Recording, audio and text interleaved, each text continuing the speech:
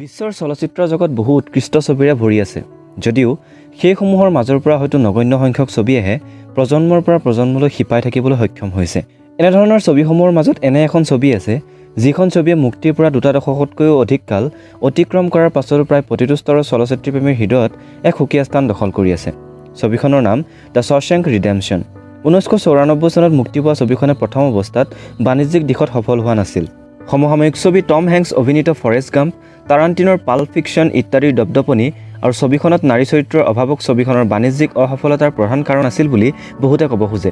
অৱশ্যে ছবিখনে অস্কাৰৰ 7টাকৈ শিতানলৈ মনোনয়ন লাভ কৰিছিল।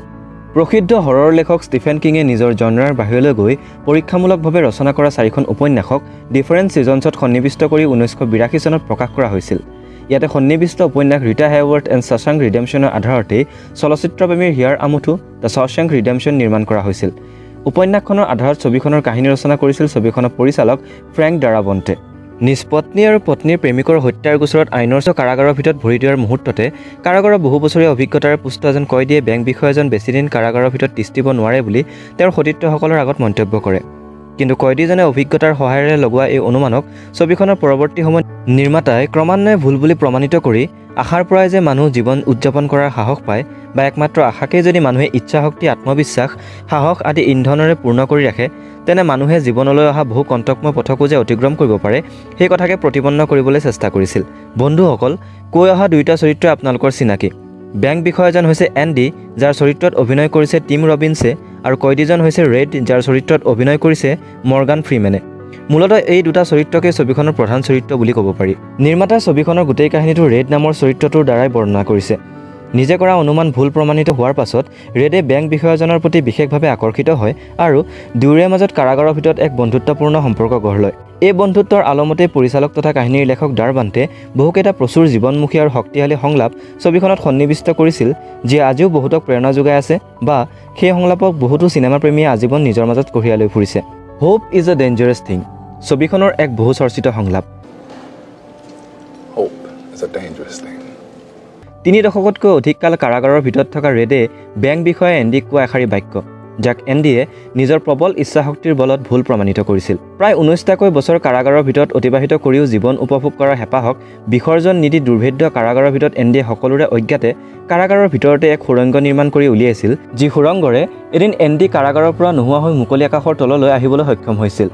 এই সমগ্ৰ প্ৰক্ৰিয়াৰ আঁৰত এটা মাত্ৰ কাৰকেই ক্ৰিয়া কৰি আছিল, এণ্ডিৰ মুক্ত হোৱাৰ অপ্ৰতিৰোধ্য আশা।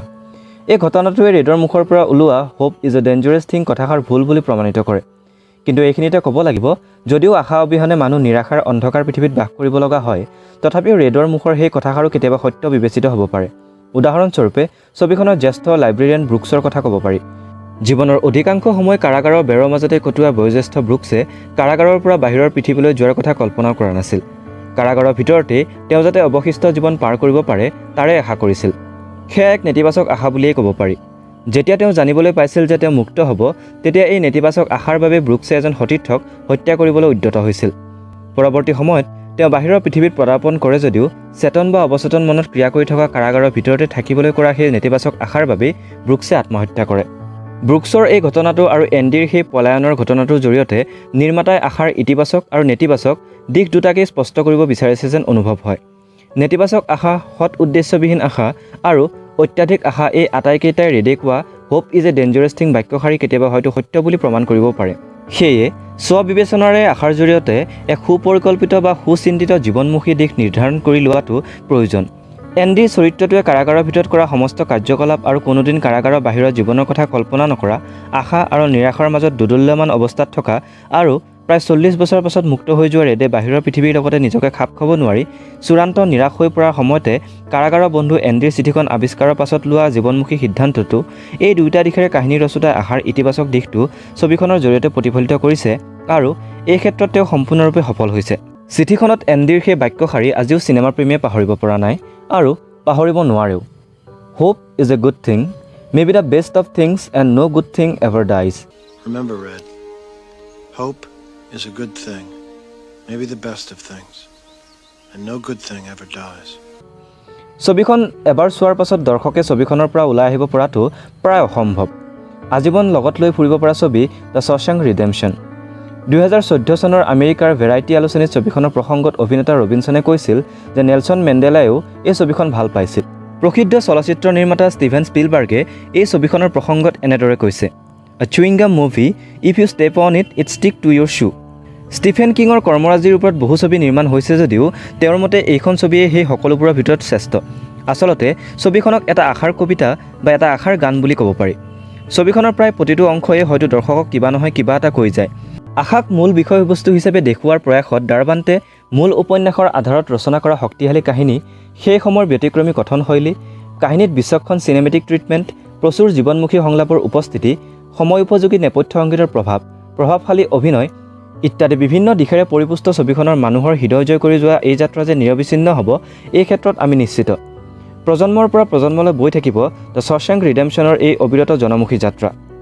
বন্ধুসকল, দ্য শ্বশ্যাংক ৰিডেম্পশ্যনৰ দৰে সৰ্বত্ৰে জনপ্ৰিয় এই ছবিৰ সকলো দিশৰ বিষয়ে এটা ভিডিঅ'তে আলোচনা কৰাটো সম্ভৱ নহয়। এয়া আমাৰ প্ৰথম প্ৰয়াস। কেনে পালে কমেণ্টত জনাবলৈ নাপাহৰিব আৰু আমাৰ চেনেলটো ছাবস্ক্ৰাইব কৰিবলৈ নাপাহৰিব। ধন্যবাদ। I guess it comes down to a simple choice, really. Get busy living,